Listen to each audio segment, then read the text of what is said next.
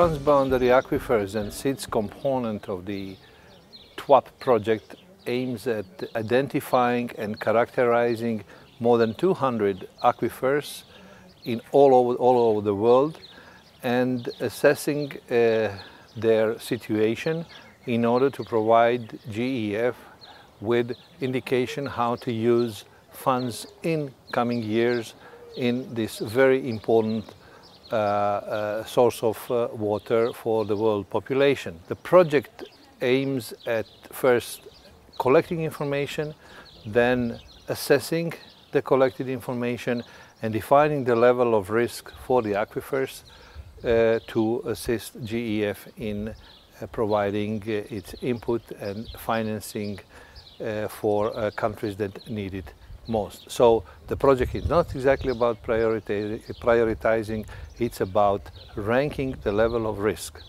The project will cover more than 200 aquifers in more than 170 countries of the world. GEF and groundwater. It did start a few years ago, not from the beginning of GEF. It took some time to get GEF involved in groundwater. And probably this happened also because of the growing concerns about climate change. GEF has identified in the lack of governance the failure of the overall failure, let's say, of the management efforts. Lack of governance meaning the lack of the enabling environment for management. The enabling environment in this case would depend on a set of principles that everybody should adopt and should follow.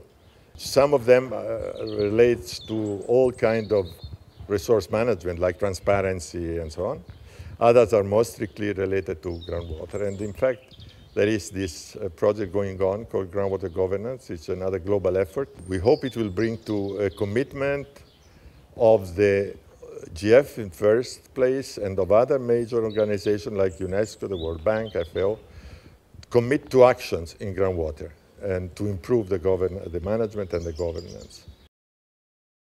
This Inception meeting came after more than 2 years of hard work on developing this huge methodology to assess the ground transboundary aquifers and seeds based on a set of 10 indicators. Basically, this is the focus on the methodology, which aim is to compare the very diverse situations all around the world regarding transboundary groundwaters.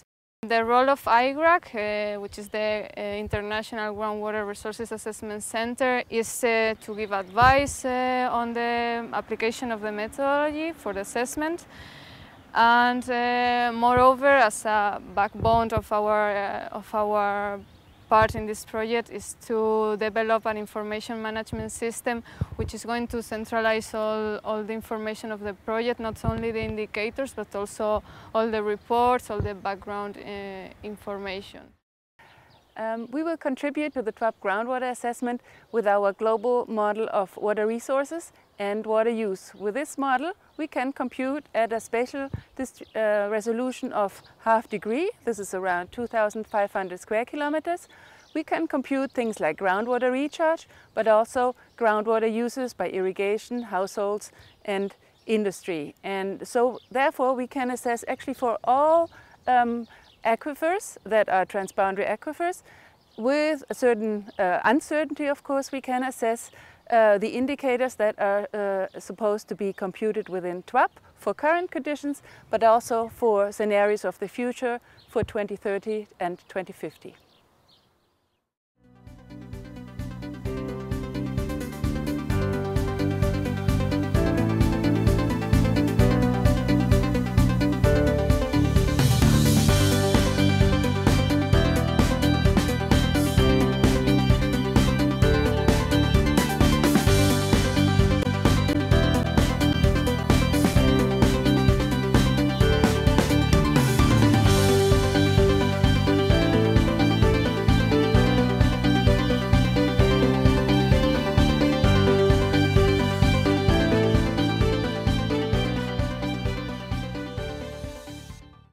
Well, of all the water systems, groundwater is very fortunate that it has a level 2 study to complement the global groundwater assessment. So we are really excited about this, that Swiss Development Corporation funds have been found for 3 case studies worldwide.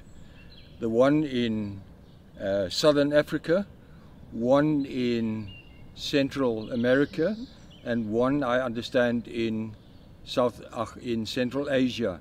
And Rosia, you are involved in the Central America. We are involved exactly in the Central America one, which is called Trifino, which is shared by 3 different countries in the Central America region, and that is facing some of the very well-known problems of all the aquifers, about especially the lack of information for taking decisions. And then we think it's very important to produce and to gather the information and the existing information, as well as to give that information in a format that the people can understand it, that the people feel that they are part of it, that they own the information and can also take decisions at different levels.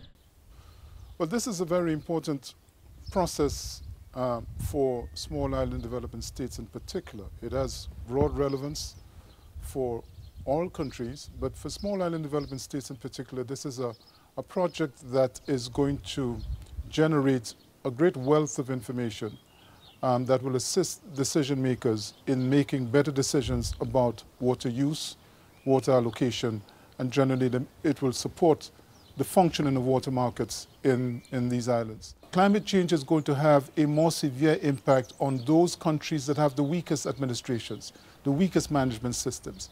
And so it is important that the project, in addition to generating information on the technical aspects of transboundary water resources management, groundwater resources in particular, should also address the management elements, in particular the management of the political economies of these islands. Where you have more than one country sharing a resource, it generates a whole range of issues in the context of political economies. There are countries that come into the management of these resources with different cultures, different historical backgrounds, different concerns and so on, and the project is going to help considerably to bridge the gap between the science and the policy and the politics. Well, so we just finalized now the Inception meeting. Now that's the time when the work really starts. We had 2 days of very interesting, very active discussions. In this setting, we have the best partners that one could imagine. We have the regional organizations being fully on board. We have a number of technical partners who are providing their expertise and their data to move this assessment ahead. We are all aware that this is going to be very ambitious. We have only 2 years starting from now.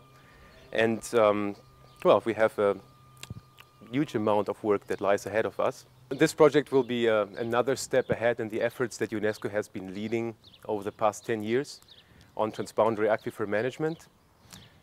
This project is also contributing to the International Year of Cooperation on Transboundary Waters, and we look forward to working with all partners to the implementation of this activity.